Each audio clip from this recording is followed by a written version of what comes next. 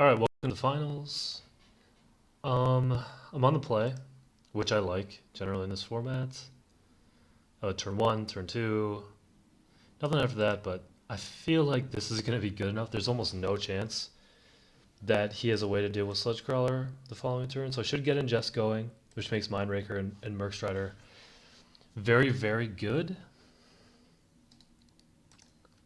And he seems to have a thinker here. Or is this not here? Oh, oof. Going to 6 makes Mindraker very good as well. Makes my early plays better, usually the case when your opponent mulligans. So now we get to see the superstar in action in our deck. I have no idea if this card is decent or not. So far, ooh, and worth noting, Stonehaven Mystic is the card that I milled. So this might be the black-white life gain deck that I was talking about, and I'm really interested to see if this deck is good. And we'll probably find out from this match.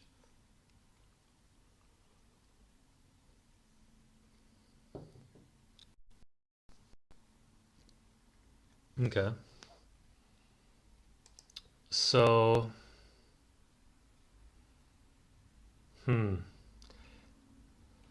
what does black have for ingest that I'm worried about? Just Mindbreaker, right?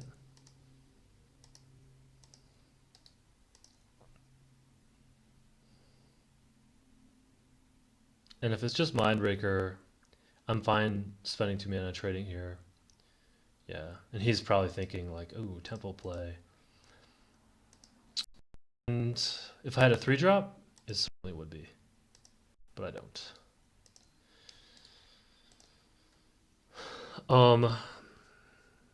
For a lot of reasons, Mindbreaker before Mercstrider is better. Especially if I force a trade with... Oh, okay. So, he got his... Well, now Mindbreaker's the only play. But he got Ingest online. So, did... Oh, I exiled the Inscript. For some reason, how on earth did he cast that? But yeah, so exile, or a card in exile. So we will put... This deck does have Dutiful Return, or black does have access to Dutiful Return, so I'll put that back. It doesn't have access to Ulamog's Reclaimer, so... Oh, well, he might. Which would be bad. It's possible that Dutiful Return is narrow enough that I just shouldn't ever mess around. So the question is, he has 2 cards in hand. Would take 4. Go to 15. You go to 15, I'd go to 16. I play Mist Intruder. The next turn he'd go to 10.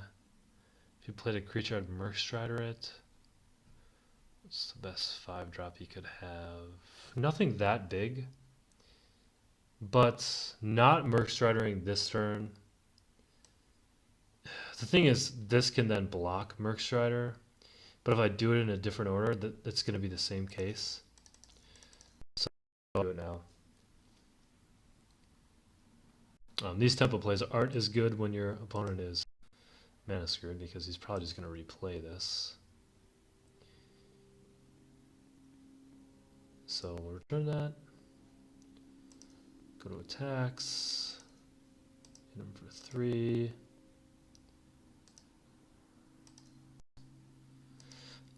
The main reason I did that is because I think Mist Intruder is more likely to fit my curve in a reasonable way further down the line.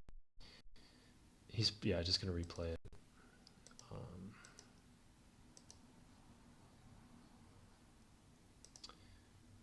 Okay. This thing has first strike, which actually in my pre-release and actually grading the cards initially, I didn't actually know. But it is very, very relevant, clearly. Card can be very good. Can also be bad. In this spot, it's not very good. Him trying to race me with damage on a first striker isn't too effective.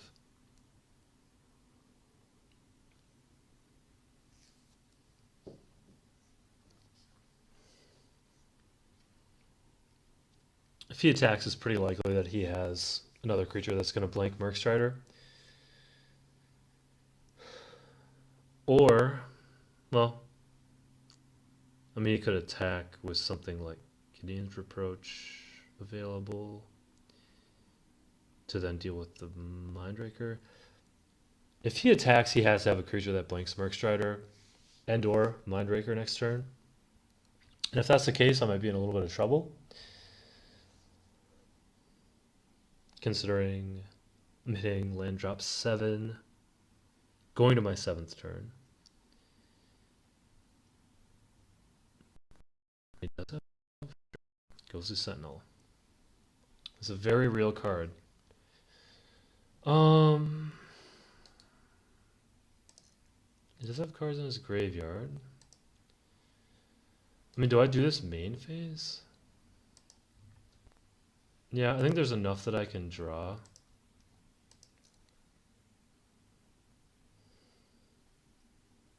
Yeah, yes, yeah.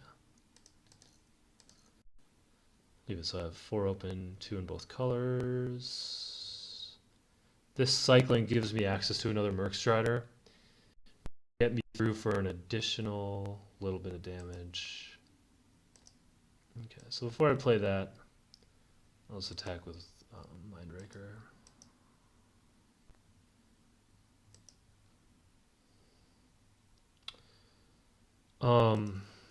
Planar Outburst consideration here.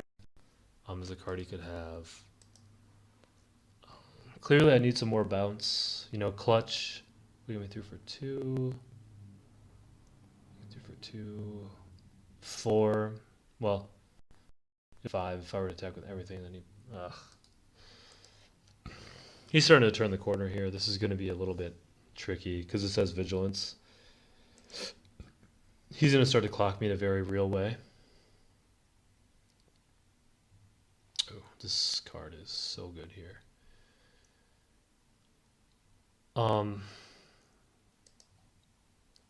So similar deal. Attack with Mindraker. He's still not blocking. So he must have a way to deal with a flying blocker. Gideon's Reproach is the most obvious. I also saw an Encircling Fissure in this draft, which he could have, which sort of makes me not want to Alpha Strike and makes me want to keep him from having enough damage where I feel like I need to Alpha Strike to win the game. I would like to keep pecking away with something like Mindraker and not have to then go all in, get Encircling Fissured, and then lose the game from there. But again, I'm running light on gas. I have a lot on board, but he certainly has options. So he thought about playing something pre-combat, which means he has a creature. Most likely. So he wants to see if I block. Do I block? No, I don't block, because then I'm just going to take 2 a turn from Courier Griffin anyways. So my best hope is to draw one of my 2 other Mercstriders, Clutch Occurrence, or which would allow me to attack through retreat. That starts to drain me. So he probably is in the white. Okay. So he is in the white-black. Okay. So this is great because I can now bounce Ghostly Sentinel. Right? Yeah. There's 1 card in exile.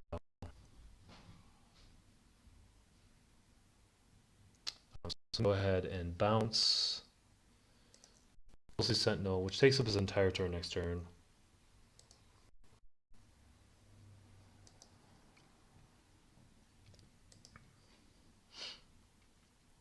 There's an argument to attack with everything at this point.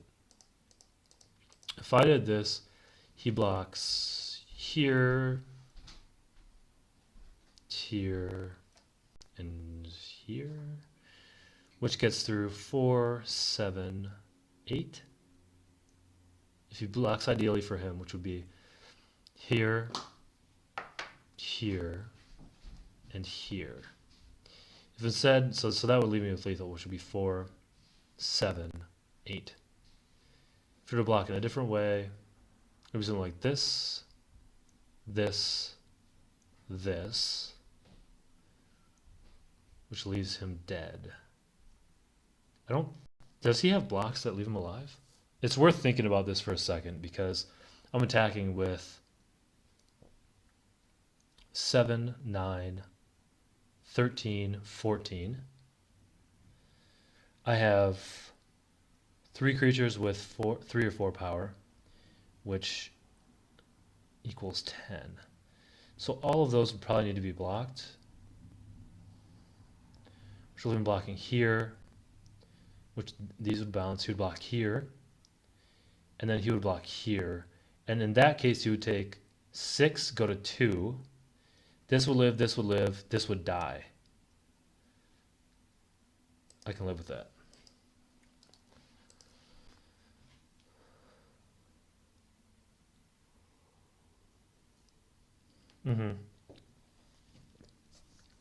So the Ondu Great Horn to the Merc Strider is the most clear block by far. I think he is forced to chump block the Wind Rider here, which is what... Ooh.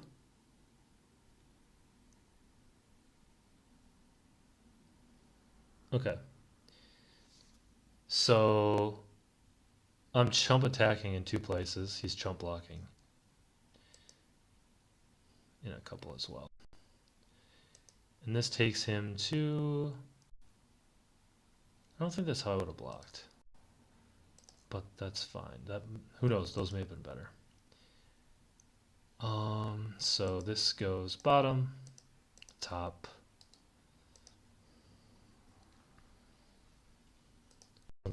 Any reason to make him think about anything weird? I have lethal with a lot of things. I mean, you could have the Ondu Rising or something, which would probably blow me out of this game.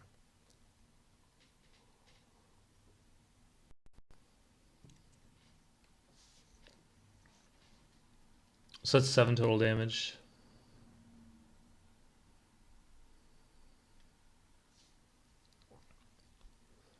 Ondu Rising? It's like the only thing. And that's what he has. Jesus Christ. So that's 10 damage. You gotta be kidding me. This is 2 games, this tournament, where they basically had a 1-outer. So on the backswing, he's going to go to 10. So he's going to go to 13. I'm 1 shy of lethal on the way back. 1 shy. Oh, never mind. I forgot I have clutch. So I throw that guy back. Oh, almost did it wrong. So clutch that. Let's do it with a swamp. 2, 3, 4, 5.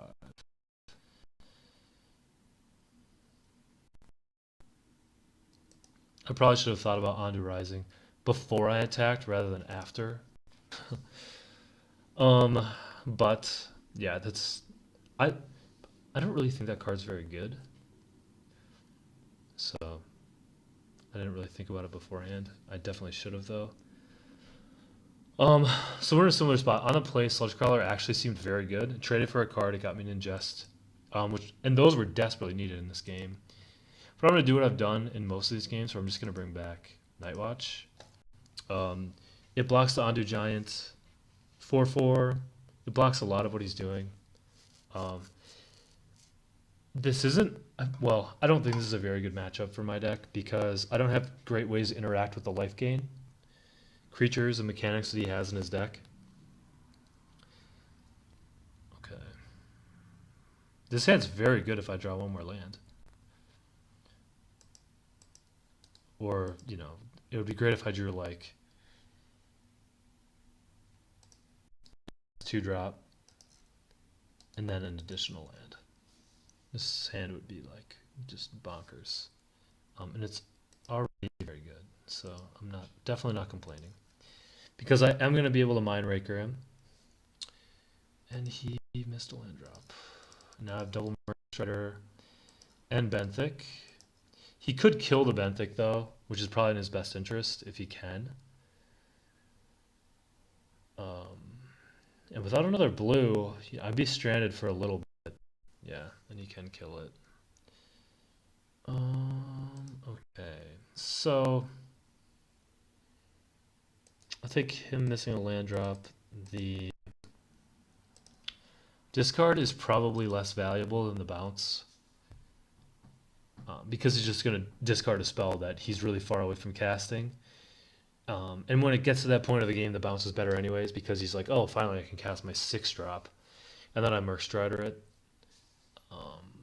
What we're really hoping for at this point is another island because Windrider wins us the game super fast in this spot.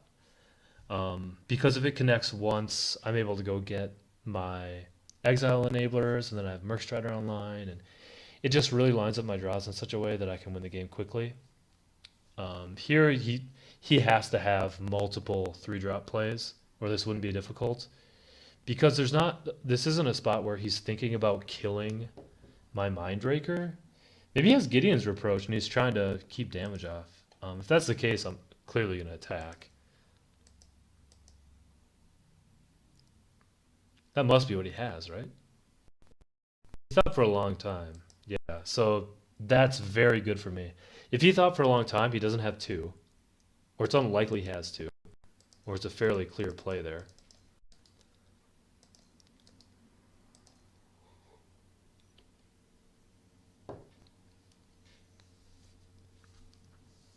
If he has to hold up, I think if he holds up mana again this turn, for something like Reproach, I might actually just not attack. Because he just hit a land drop, so he for sure has something to play this turn.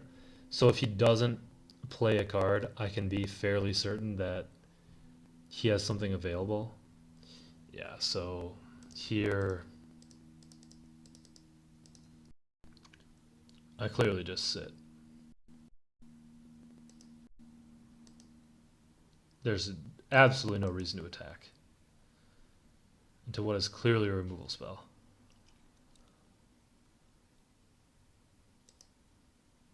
Yeah, so that's a lot of tempo going my way, in addition to the fact that I'm up.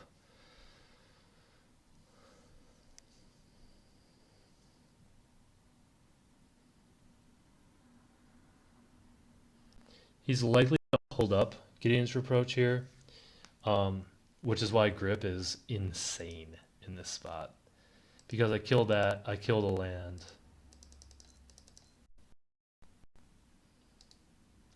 Now he can't Reproach my Windrider. This card's just fucking, excuse my language, is absolutely insane. Now if I go to combat, this mana should clear. Yeah.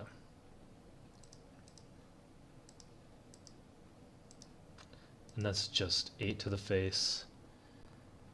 Oh, he does have things in exile now. Oh, wow. Yeah, that exiles. Well, this is a clear bottom. This is a top. But next turn I'm going to play Despoiler. In really good shape. I could just play Merc Strider, and I'd probably just win.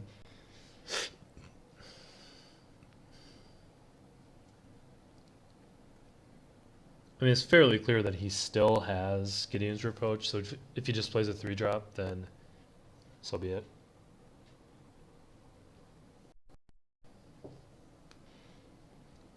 Skitterskin cannot block, which makes it essentially a non-threat, so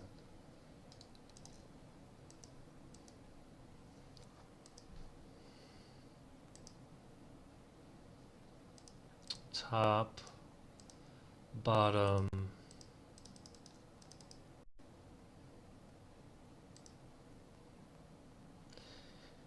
so hold on. It's not necessary for me to make this bigger. It just isn't. In this spot, I have 3 guys that rely on cards in exile, and I have no exiling cards. So this could be Planar Outburst, in which case, whatever.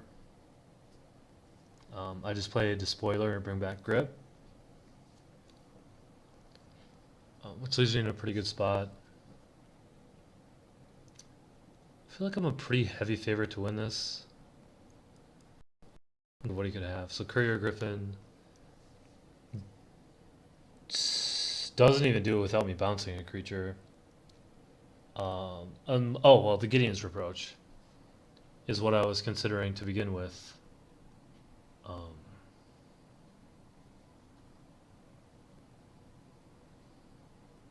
so 4. It doesn't have a colorless creature, so I'm just gonna go ahead and block. And say 1, 2, 3. Yeah, that's it. All right, guys.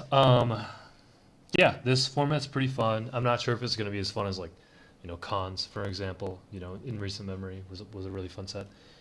I also want to mention in match 1, I thought about it more. I think I made a significant mistake on the last turn with the Silent Skimmer or whatever, the 0/4 guy that attacks for 2. I was thinking in conventional magic terms where when you attack with something, if it's blocked, you don't get the damage through. I should have viewed that card as gain 3 and then deal 2 at instant speed the next turn, essentially. Because he would have had to remove it and then deal the 3, and then hit me with the Cloud Manta and then hit me for 3 with a spell, which was virtually impossible, or would have required him to have 2 cards, which would have let me win the following turn, and it still would have forced him to block the 6/6. So if you have a chance, go back and look at that turn and see where I messed up. One of those weird spots in this format where there's kind of an interesting card that can be played in a non-conventional way. Thanks for watching. If you have comments on my play or the drafts, I very much appreciate getting feedback. So positive or negative, I have thick skin. Go for it. See you guys next time.